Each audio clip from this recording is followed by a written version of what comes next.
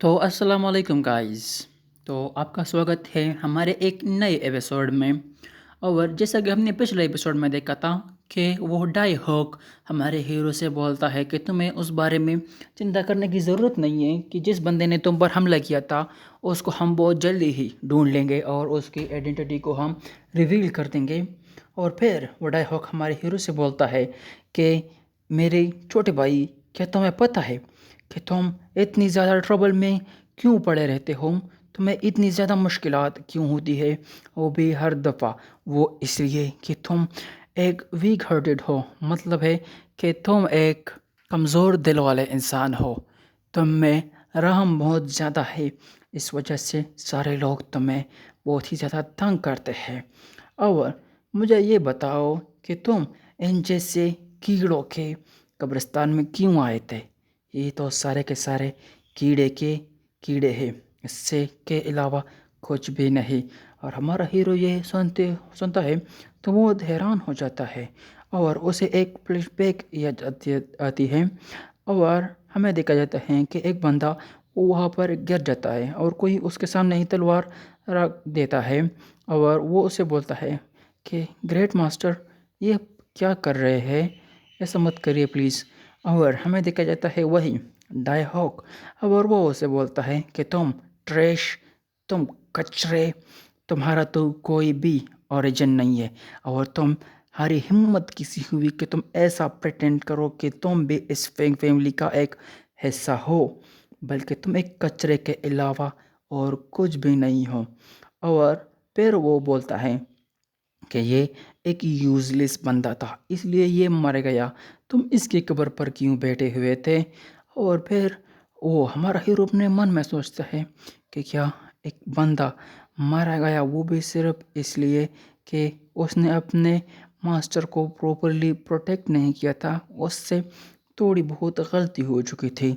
और वो die hoc कहता है कि शुरुआत से ही ये फैमिली के नाम का हकदार ही नहीं था, ये एक कचरा था वो भी शुरुआत से ही। और उसे ये सूट ही नहीं करता था कि वो अपने साथ फैमिली का नाम को यूज़ करे। और वो उसके कब्र को लाते बरसा रहा होता है और वो बहुत लाते मार रहा होता है और उस पर जो वो फूल पड़ा होता है वो उसको भी लात मार कर वहाँ पर टुकड़े टुकड़े कर देता है। और फिर वो हमारे हीरो से कहता है कि सच कहूँ तो तुम भी उससे कुछ मुख्तलिफ नहीं हो, तुम भी बिल्कुल वैसे के वैसे ही हो, जैसा कि ये रिश्ता कचरा था वैसे तुम भी हो, क्योंकि तुम भी मार्शल आर्ट को बिल्कुल भी यूज़ नहीं कर सकते, क्योंकि तुम पैदाइश से ही डिसेबल हो, तुम पैदाइश से ही एक लंगड़ी लूले हो, तुम मार्शल आर्ट को यूज़ ही नहीं कर सकते, तो तुम भी वैसे ही एक यूज़लेस कचरा हो, तुम उससे ज़्यादा ख़ुद को बड़ा मत समझना। और फिर हमारा हीरो ख़ुद को कंपेयर करता है उस फ्यूचर वाले बंदे के साथ और वो कहता है कि क्या मैं एक जर्क हूँ? क्या सच में तुम ये कहना चाहते हो? वो अपने मन में बोल रहा होता है ऐसा। और फिर वो डायलॉग बोलता है कि तुम अपना ख्याल रखना मेरे छोटे भाई, अपना बहुत ज़्यादा ख्याल रखना। और मैं ये विश करूँगा कि वो बंदे जिसने तुम पर हमला किया था वो बहुत जल्दी ही पकड़े जाएंगे और बहुत जल्दी ही उन्हें मार दिया जाएगा। और वो वहाँ से चला जाता है। और फिर हमारा हीरो अपने मन में सोचता है कि क्या उसने मुझे एक बेवकूफ़ कहा, मुझे एक ट्रैश कहा। और वो सोच रहा होता है कि मेरी जो पिछली ज़िंदगी थी जिसमें मैं जाए हॉक था, मैं उस ज़िंदगी में सिर्फ़ और सिर्फ़ एक अनाथ था और इस फैमिली के मास्टर ने मुझे एक सहारा दिया था। लेकिन अब इस ज़िंदगी में मैं खुद ही इस फैमिली का यंग मास्टर हूँ और मैं अब एक जर्क नहीं हूँ, अब मैं एक ट्रेश बिल्कुल नहीं हूँ। और फिर वो बोलता है गुस्से के साथ कि हे डाई हॉक, अब मैं बिल्कुल भी नहीं भागूंगा, मैं तुमसे सामने के सामने लड़ूंगा और मैं तुमसे बिल्कुल भी भागने वाला नहीं हूँ। और मैं बनूंगा इस फैमिली का एक नया सितारा। اور میں تمہیں سب کے سامنے ذلیل کر کے رکھ دوں گا۔ اور وہاں پر اس کے ساتھ جو ساتھی ہوتے ہیں وہ بھی یہ سب سن کر بہت ہی زیادہ حیران ہو جاتے ہیں۔ اور میں تم سب کو ایک بات بتا دوں کہ وہ جو پہلا بندہ تھا جو ہمیں دکھایا گیا تھا وہ ایک الگ بندہ تھا، لیکن اسی بندے کی آتما جو ہے اب اس فینگ فیملی کے ماسٹر کے باڈی میں آ چکی ہے۔ تو یہ دونوں سیم باڈی میں نہیں ہے بلکہ ڈیفرنٹ باڈیز میں ہیں۔ اور پھر ہمیں ایک اور سین دکھایا جاتا ہے اور وہاں پر ہمارا ہیرو بیٹھا ہوا ہوتا ہے اور پھر وہ بولتا ہے کہ چلو تو پھر شروع کرتے ہیں، اور ہر ایک چیز کو پوائنٹ بائی پوائنٹ اور ون بائی ون کریکٹ کرنا شروع کر دیتے ہیں۔ اور پھر وہ کہتا ہے کہ سب سے پہلے یہ جو مارشل آرٹ ہے مجھے سب سے پہلے اسی سے ہی شروع کرنا چاہیے۔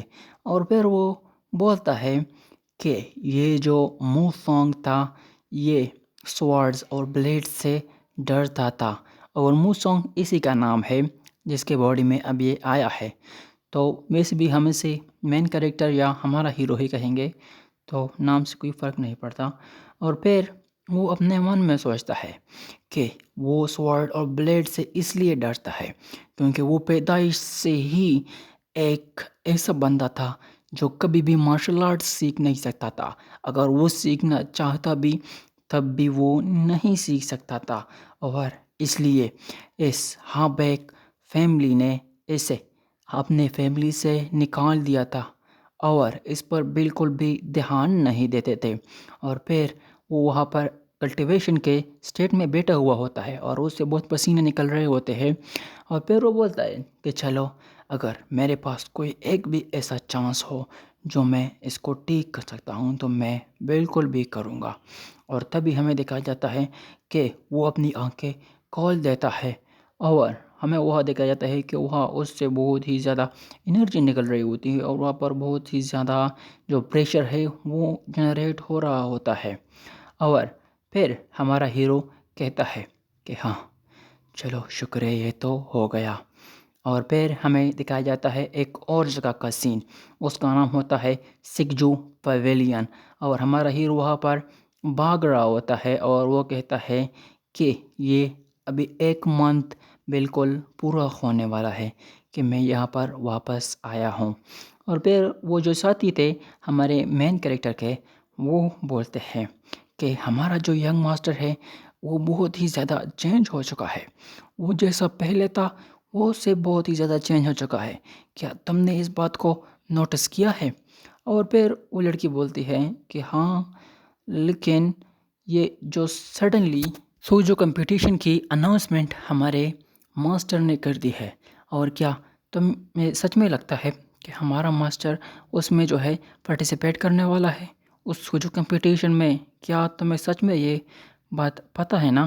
اور پھر ہمیں بتایا جاتا ہے اس سوجو کمپٹیشن کے بارے میں، اور ہمیں بتایا جاتا ہے کہ جو ہابک فینگس کے جو جتنے بھی بچے ہیں ان میں سے نیکسٹ سکسیسر یا نیکسٹ وارث چننے کے لیے یہ کمپٹیشن ہوتا ہے، اور جو بھی اس کمپٹیشن کو جیت جاتا ہے تو اسے سوجو سیٹ ملتا ہے، مطلب وہ سیٹ کہ اب وہ نیکسٹ سکسیسر ہے اس فیملی کا۔